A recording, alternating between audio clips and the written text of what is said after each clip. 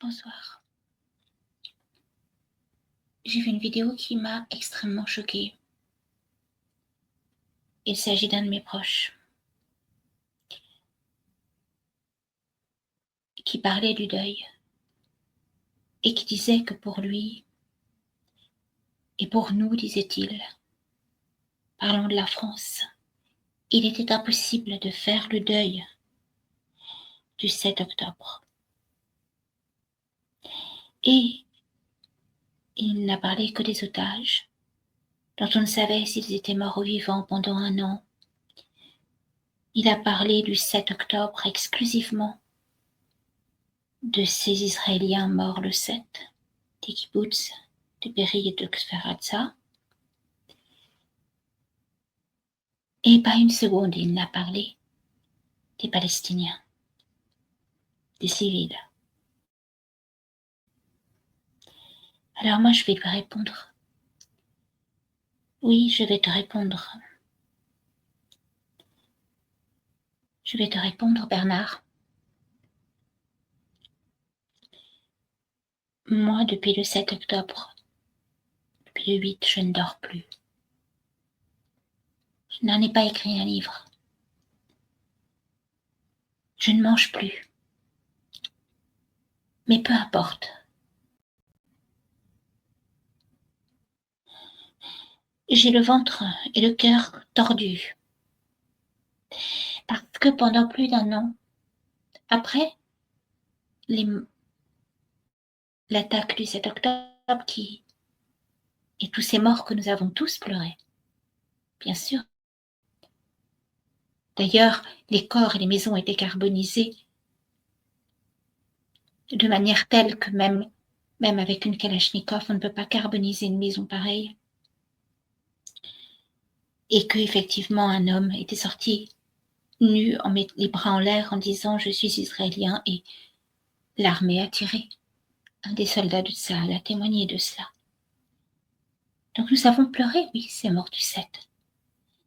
Mais cela fait plus d'1 an que nous voyons en boucle sur nos écrans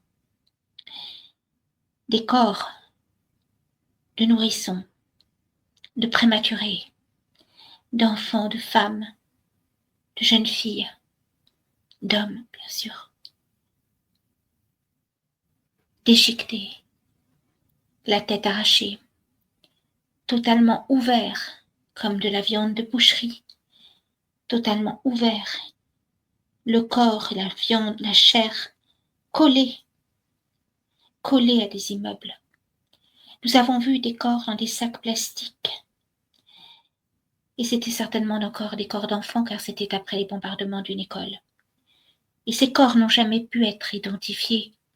On ne pouvait pas peser, on ne pouvait pas savoir quel âge était-ce, à qui appartenait tel doigt, tel organe. Non, c'était des monceaux de chair dans des sacs plastiques. Et pour savoir le nombre de morts, on pesait la chair humaine. Voilà ce qu'a été l'abomination de Gaza, de cette attaque, qui n'est pas une attaque, qui est une extermination. La riposte de Netanyahou, non seulement était démesurée, mais ça n'était pas une riposte. Et beaucoup se sont mis d'accord pour dire qu'il avait été prévenu et que ça n'est certainement peut-être pas une riposte, mais bien évidemment que tout cela semblait bien planifié. La violence de ces images nous hante et nous ne pourrons jamais faire le deuil de ces enfants, de ces nourrissons, de ces femmes, de ces civils de Gaza, qui sont des réfugiés eux-mêmes sur leur propre terre, parce qu'ils ont été arrachés à leur village, comme quand ils n'ont pas été massacrés depuis les années 48. Et pendant que Gaza était dévastée sous les bombes, fumante sous les bombes, avec ses corps dévorés par les chiens, tant et si bien que des soldats du Tsahal se suicident ensuite, parce qu'ils avouent même avoir été drogués pour certains. Et pendant ce temps, Cisjordanie, des colons envahissaient des villages et brûlaient des maisons. Et quand toute personne censée élevait la voix pour dénoncer cela, et non pas dénoncer tout un peuple, non pas dénoncer tout un pays, mais dénoncer un gouvernement d'extrême droite pure et dure, qui a eu des expressions d'une violence rare et jamais acceptée par nul autre pays, comme animaux à face humaine, comme tous les civils sont des terroristes, comme il faut lancer une bombe nucléaire sur Gaza, et j'en passe. Et chaque fois qu'on élevait la voix pour dénoncer cela parce que c'est au nom de notre humanité, on s'est fait traiter de terroristes, d'antisémites, de révisionnistes. Mais moi-même, je me suis fait traiter de cela. Mais qu'est-ce qui est antisémite? Qui est antisémite? D'abord, antisémite, ça ne veut rien dire. Les sémites sont les Palestiniens. Les sémites sont de peuple sémitique, il s'agit d'une race. Car c'est ce gouvernement-là d'extrême droite et le sionisme, c'est cette violence, c'est ces armes pilotées par l'IA, le programme Lavande, je crois, ça s'appelle. Certaines armes imitaient des bruits de pleurs d'enfants pour attirer des femmes à l'extérieur et les viser et les massacrer. Comment ça s'appelle? Ça s'appelle même plus un massacre. Quand cette population est confinée sur une bande de terre et qu'elle ne peut plus partir, qu'elle est prisonnière et que nul ne peut ni ne veut les accueillir, car c'est leur terre. Ça s'appelle une extermination. Et la CPI, bien sûr, fait une enquête et a parlé de tentative de génocide. On parle de 45 000 morts, mais il y en a certainement des centaines de milliers. En tout cas, c'est une des études du Lancet.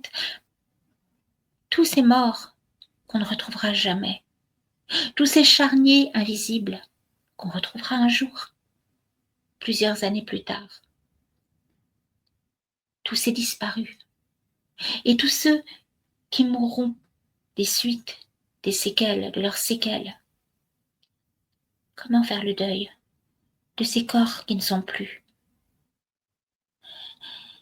qui ont été déchiquetés, réduits à de la bouillie, sans nom, sans visage, sans identité, sans mémoire? Comment faire le deuil quand on a rasé les églises, les mosquées, les musées, les infrastructures administratives de tout un pays, les bibliothèques? Comment faire le deuil quand on a détruit les tombeaux des prophètes? Comment faire le deuil quand on retrouve son père, sa mère en morceaux dans un sac plastique, des bouts de chair sanguinolente? Comment faire le deuil quand on ne peut plus mettre de visage sur un mort, et quand Antigone ne peut même plus enterrer le disparu, son père, son frère, sa mère, sa sœur, quand Antigone ne peut plus? Tu parles, frère, d'antisémitisme, mais qui l'a créé? Au-delà du 7 octobre, qui n'aurait pas dû avoir lieu, si M. Netanyahou avait entendu les avertissements de l'Égypte et d'autres pays et de ses propres services secrets. Au-delà de ce 7, combien y a-t-il eu de 7 octobre dans l'autre sens? Des massacres de villageois. Des livres en ont parlé. Ce livre de cet historien, Nettoyage ethnique de la Palestine, qu'on décrédibilise et qui pourtant cite ses sources. Ce sont des anciens soldats israéliens qui racontent ce qui s'est passé, les viols, la violence. Alors, quand on s'élève contre ça, quand on porte cette responsabilité, parce qu'on a vécu soi-même un génocide, comment ose-t-on reproduire cette barbarie? Comment peut-on invoquer les morts de la Deuxième Guerre mondiale, d'Auschwitz, de Treblinka, de Birkenau? Comment ose-t-on massacrer, exterminer, génocider en invoquant leur mémoire comme bouclier pour se protéger d'une quelconque critique et d'une certaine manière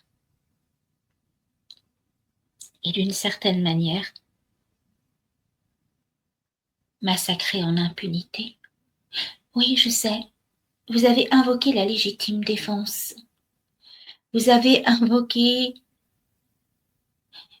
toutes ces villes bombardées après le nazisme, etc. Dresde, ou je ne sais quoi. Mais là, le contexte n'est absolument pas le même. Les Palestiniens ne vous ont pas bombardé. Les Palestiniens ne vous ont pas déporté dans des camps. Les Palestiniens n'ont pas envahi des pays d'Europe où vous étiez. Ils n'ont pas fait de pogrom contre vous. Sont-ils responsables de ce qu'il s'est passé en Europe? L'histoire n'est pas là pour... Personne n'a parlé d'éradiquer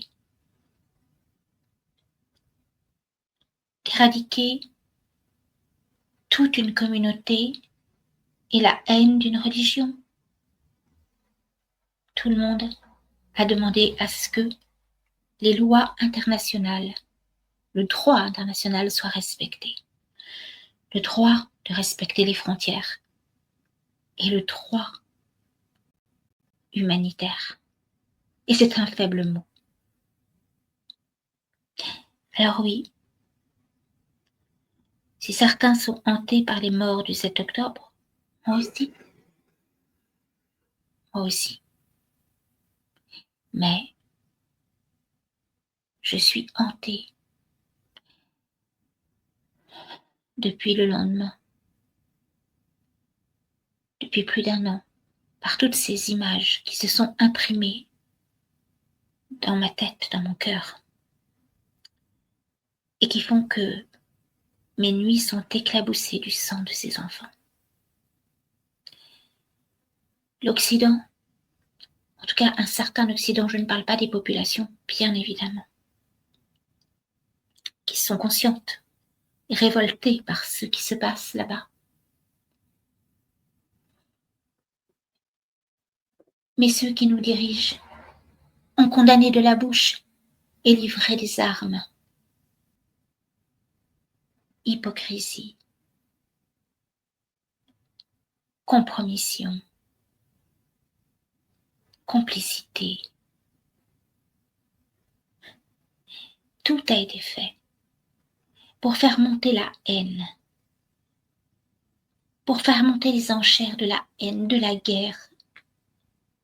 Et aujourd'hui, on nous dit que ce peuple qui a vu tous ces enfants mourir et dont les seuls survivants sont pratiquement tous orphelins, on nous dit que ce peuple dont on a détruit les lieux de prière, les mosquées, les églises, ce peuple, on parle de nettoyer sa terre. Ce peuple qui était déjà réfugié sur une bande de terre, sur sa propre terre, parce qu'on les avait chassés de leur village, eh bien ce peuple-là doit encore partir. Et l'expression de M. Trump a été nettoyée, et il nous fait croire qu'il parlait, que c'était un jeu d'esprit. L'humanité est blessée en plein cœur. Chaque fois qu'il y a un crime contre l'humanité est blessée, se déshumanise. Pour moi, le pays qui s'est nommé Israël, parce qu'Israël c'est un mot dans la Bible que Marie chante dans son Magnificat, et qui représente le peuple des prophètes qui tous ont vu le Christ, qui tous annoncent ce Messie de la paix, ce Messie sur une terre de paix où le loup joue avec l'agneau et où l'enfant caresse la tête du cobra. Oui, ce pays qui se nomme, qui s'est auto-nommé Israël, a perdu la guerre. Oui, l'État qui s'est appelé Israël, parce que je répète que c'est le nom d'un peuple qui annonçait Jésus, le peuple de l'ancienne alliance, et ça n'est pas un territoire, c'est un territoire spirituel à la base.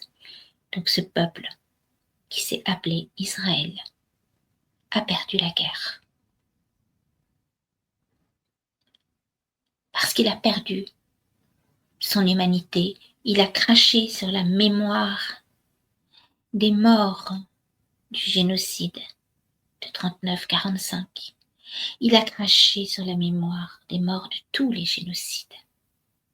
Et il a ouvert la voie de nouveau à des génocides futurs. Parce qu'aujourd'hui, on pourrait dire, mais voyons, vous n'avez rien dit, vous avez laissé faire. Eh bien, open bar pour tous les génocides, qui sera le prochain? Ce qui s'est passé est extrêmement grave, c'est irresponsable. Comme fut irresponsable toutes les lois transhumanistes qui ont été votées en France le 2 août 2021 et dans beaucoup de pays. L'être humain crache sur Dieu en permanence, crache sur sa miséricorde. Aujourd'hui, je suis hantée, moi, par tous ces enfants. Et je ne peux pas faire mon deuil, effectivement. Je ne peux pas faire le deuil de ces enfants qui ont disparu, qu'on ne retrouvera jamais sous les décombres. Je ne peux pas faire le deuil de ces squelettes qu'on retrouve un an après dans des charniers, dans un état de décomposition tel qu'on ne sait plus qui est qui. Je ne pourrais pas faire le deuil de ces images qui me hantent, de ces corps ouverts, de ces enfants sans tête. Je ne pourrais pas faire le deuil non plus de tous ces morts que vous avez profanés. Je pense aux morts de la Shoah, comme vous l'appelez. Je pense aux morts du génocide que vous avez invoqué, dont vous avez bafoué la mémoire pour vous protéger. Oui, le 7 octobre a été un choc et nous pleurons ces morts. Mais, Antigone est là, les mains vides, sur sa terre dévastée. Elle cherche les membres de sa famille pour pouvoir leur donner une sépulture. Et elle ne les trouve plus. Et bientôt, il faudrait qu'elle quitte sa terre. Et la mémoire des morts de tous les génocides, elle aussi a été bafouée. Et quand mon frère parle de cette montée de l'antisémitisme, mais la plupart qui ont dénoncé l'ignominie, la barbarie, l'extermination qui a eu lieu à Gaza sont des juifs. Et certains survivants de la Shoah, et certains spécialistes du génocide, des génocides. Et ils l'ont dénoncé, ils ont été les premiers à le dénoncer. Et entre nous, celui qui fait monter l'antisémitisme, ceux qui le font monter, sont ceux qui se servent de cet antisémitisme comme prétexte à une guerre totale, ou qui se servent de cet antisémitisme pour se protéger, pour s'immuniser de l'inhumanité dont ils ont été capables. Le CRIF, un rabbin qui à la télé, au su et au vu de tous, appuyait le gouvernement d'extrême droite de Netanyahou et sa politique meurtrière, génocidaire. Le pire des antisémites est monsieur Netanyahou et tous ceux qui l'ont soutenu.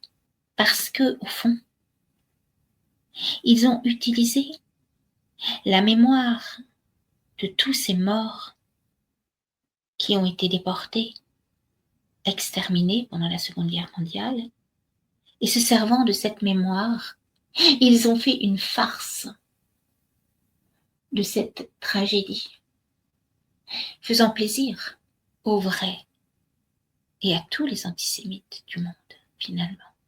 C'est ce qu'ils s'attendaient. Quelque chose a été brisé. Le 7 octobre 2023, effectivement. Le 7 octobre, oui, 2023 déjà. Quelque chose a été brisé le 7 octobre. Et je ne suis pas sûre. Je ne suis pas sûre que ces fantômes trouveront la paix. Les fantômes que vous avez délogés pour vous servir de leur mémoire, pour exterminer des femmes et des enfants, vous les avez profanés. Vous avez profané la mémoire de ces morts. Et aujourd'hui, vous osez nous parler d'une station balnéaire construite sur des charniers. Vous osez nous parler d'une station balnéaire de luxe sur des charniers. Comment osez-vous? Comment des émissions de télévision en France peuvent recevoir des architectes qui, euphoriques, nous parlent d'une station balnéaire?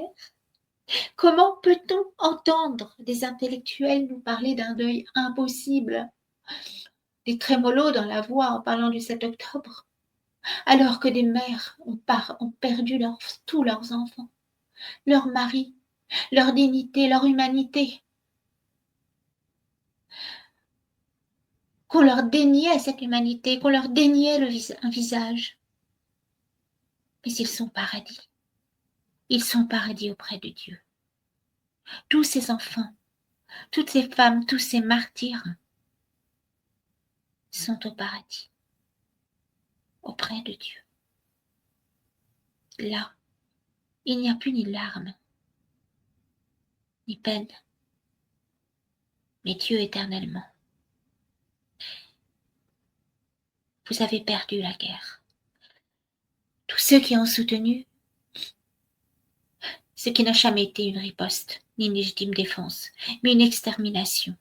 Et on peut se demander si ça n'a pas été planifié, si ça n'obéit pas à un plan international, en fait, avec différents acteurs.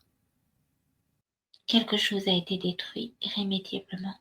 Et cette abomination que vous avez appelée riposte ou légitime défense sera une tache de sang indélébile qui poursuivra ses auteurs, leur mémoire,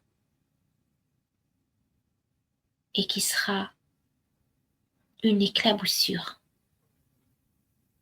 sur notre humanité. Et je ne suis pas sûre qu'on puisse s'en remettre un jour. Sinon, par la prière seule et par la soumission à Dieu. La soumission totale à la volonté de Dieu. Là seule réside notre dignité et notre liberté.